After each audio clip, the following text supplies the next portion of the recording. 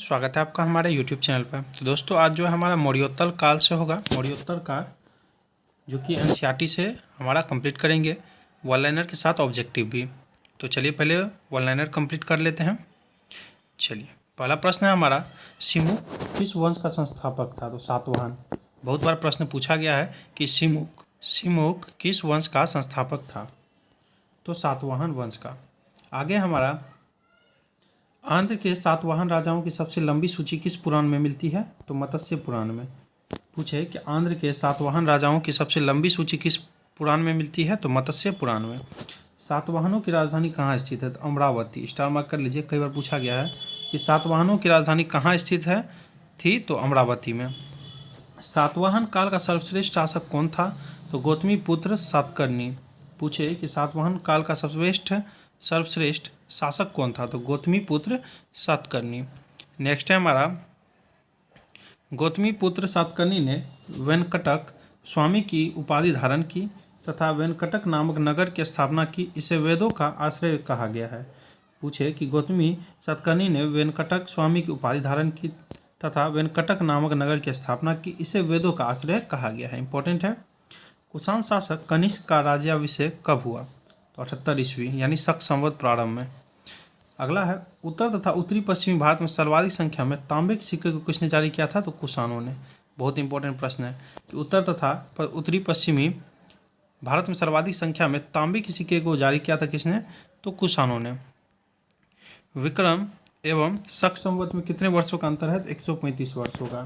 Star mark कर लीजिए इसको कि विक्रम एवं शक संवत में कितने वर्षों का अंतर है? तो 135 वर्ष का।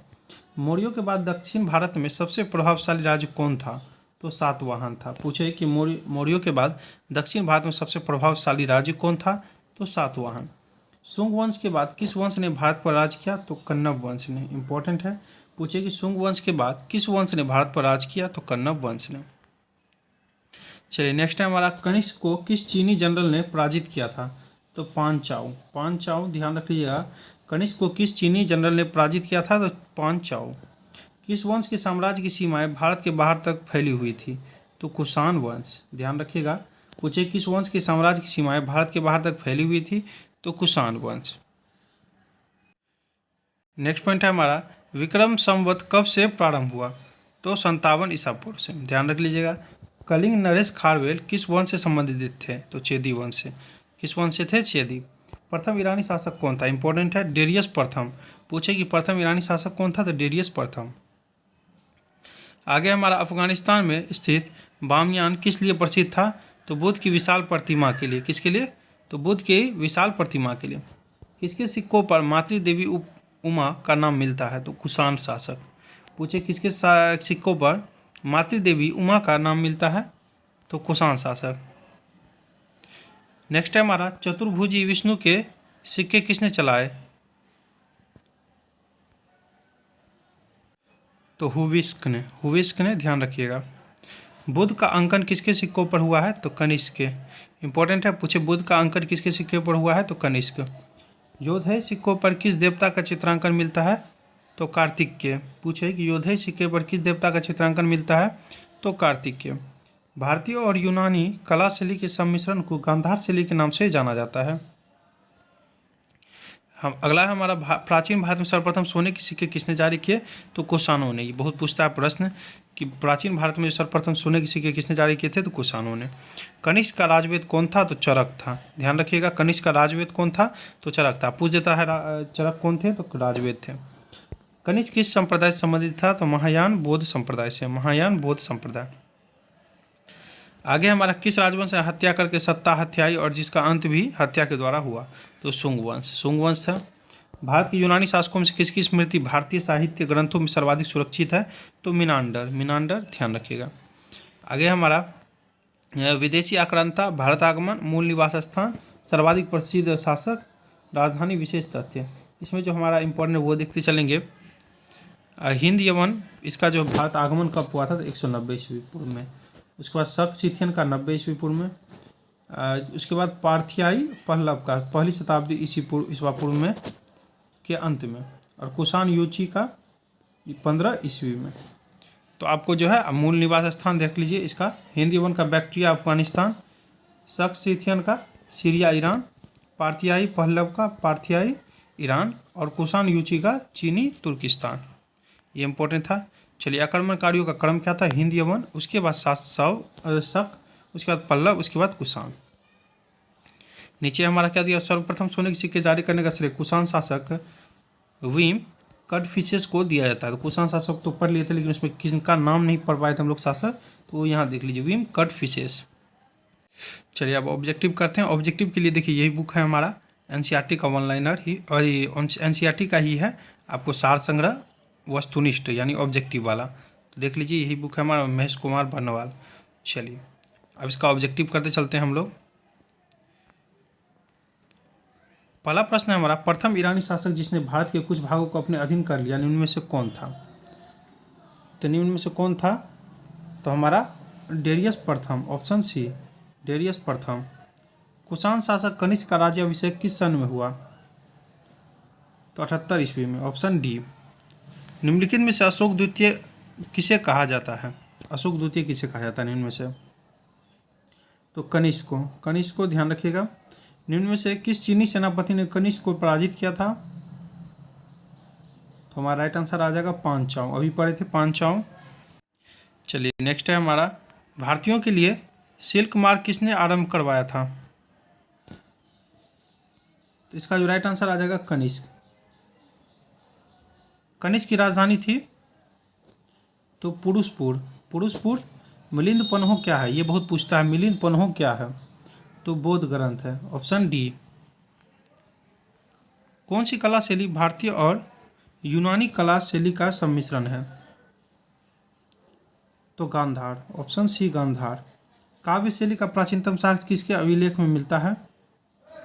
तो रुद्रदामन का जूनागढ़ अभिलेख, ऑप्शन ए आ जाएगा राइट हमारा। चलिए 10वां देखते हैं हम लोग, किस वंश के शासक ने ब्राह्मणों और बौद्ध भिक्षुओं को कर मुक्त ग्राम देने की प्रथा आरंभ की थी? बहुत इंपॉर्टेंट प्रश्न है। तो सातवाहन वंश, ऑप्शन ए आ जाएगा। शक संवत किसने और कब प्रारंभ किया था? तो कनिष्क ने 78 ईस्वी में। निम्न में से कौन सा स्थान सातवाहनों की राजधानी था? तो हमारा राइट आंसर आ जाएगा ऑप्शन ए, प्रतिष्ठान, बहुत इंपॉर्टेंट है। चलिए आपका शिलालेख यानी पुस्तक को संबंधित व्यक्ति से मिलान करना है, तो चलिए इसको मिलान कर लेते हैं बहुत ही आसानी से हम लोग। चलिए गांधार कला तो कुषाण हो जाएगा शासक। उसके बाद जो है हमारा जूनागढ़ अभिलेख तो रुद्रदामन प्रथम। उसके बाद जो है मिलिंद पन्हो तो मिनांडर अभी पढ़े थे, और तक्षशिला लेख तो बच जाता है पतिक। चलिए आगे, निम्न में से चरक किसके राज चिकित्सक थे? तो जस्ट पढ़े थे हम लोग, किसके थे? तो कनिष्क के, ध्यान रखिएगा। बिना बेगार के किसने सुदर्शन झील का जीर्णोद्धार कराया था? तो हमारा राइट आंसर आ जाएगा रुद्रदामन प्रथम ने। चलिए 16 है हमारा, किस कला को ग्रीक बौद्ध शैली के नाम से जाना जाता है? तो गांधार कला को, ऑप्शन ए। अब मिलान करना साहित्यिक कृति और लेखक से। चलिए मिलान कर लेते हैं हम लोग। कवि राजमार्ग, इसका जो हो जाएगा हमारा अमोघ वर्ष, अमोघ वर्ष आ जाएगा। उसके बाद जो हमारा आदि पुराण, आदि पुराण का जिनसेन आ जाएगा, इसके लेखक थे। गणित सार संग्रह का, इसका जो महावीराचार्य आ जाएगा। और अमोघ वृत्ति का, अमोघ वृत्ति का आ जाएगा सक्टायन, सक्टायन आ जाएगा। चलिए आगे बढ़ते हैं हम लोग। निम्न में से किस शासक ने सिक्कों पर बुद्ध प्रतिमा व यूनानी लेखों में वोडो यानी बुद्ध अंकन किया था? तो बहुत इंपॉर्टेंट है, कनिष्क ने, ऑप्शन बी। उत्तरी तथा उत्तरी पश्चिमी भारत में सर्वाधिक संख्या में तांबे के सिक्के को जारी किया था? तो इसका जो राइट आंसर आ जाएगा कुषाणों ने, ऑप्शन बी। कनिष्क के सारनाथ बौद्ध प्रतिमा अभिलेखों की तिथि क्या है? तो 81 ईस्वी। निम्न से विदा की सबसे पुरानी पीठ कौन सी है? तो तक्षशिला, ऑप्शन ए, तक्षशिला। आगे विक्रम संवत कब से प्रारंभ हुआ था? अभी पढ़े थे हम लोग विक्रम संवत और शक संवत में कितने का अंतर होता है? 135 वर्ष का। और अब यहाँ पूछ दिया विक्रम संवत कब से प्रारंभ हुआ था? तो चलिए 57 ईस्वा पूर्व से। चलिए 23 है हमारा, निम्नलिखित शासकों में से किसके लिए एका ब्राह्मण प्रयुक्त हुआ है? तो हमारा राइट आंसर आ जाएगा गौतमीपुत्र सतकर्णी, अभी पढ़े थे। चलिए निम्नलिखित में से किससे शासन को सर्वप्रथम सोने के सिक्के जारी करने का श्रेय दिया जाता है? तो भारत में सबसे पहले प्राचीन में जो किया था तो वो कुषाण ने किया था, तो वीम कटफिशस को, यही है कुषाण वंश के शासक एक। चलिए सातवाहन वंश का महानतम शासक किसे माना जाता है? तो गौतमी पुत्र सातकर्णी को ध्यान रखिएगा। निम्न में से कौन एक कनिष्क के दरबार से संबंधित नहीं था? नहीं था जो, तो वो पतंजलि, ऑप्शन डी हो जाएगा। शुंग वंश के पश्चात किस वंश ने भारत पर राज किया? इसका राइट आंसर आ जाएगा कन्नव। सिमुक के निम्न वंशों में से किसका संस्थापक था? तो इसका आ जाएगा सातवाहन, ऑप्शन डी। प्राचीन काल के भारत पर आक्रमणों के संबंध में निम्नलिखित में से कौन एक सही कालानुक्रम है? तो यूनानी शक कुषाण, ऑप्शन ए हो जाएगा। सातवाहनों की प्रारंभिक राजधानी अवस्थित थी, बहुत इंपॉर्टेंट प्रश्न है। इसका क्या हो जाएगा? तो इसका हो जाएगा ऑप्शन ए अमरावती में। निम्नलिखित में से किस वंश के शासकों को पुराणों में श्री पर्वतीय कहा गया है? तो हमारा राइट आंसर आ जाएगा इक्ष्वाकु। चलिए, वीडियो अच्छा लगा तो लाइक कमेंट जरूर कीजिएगा। थैंक यू दोस्तों, wish you all the best.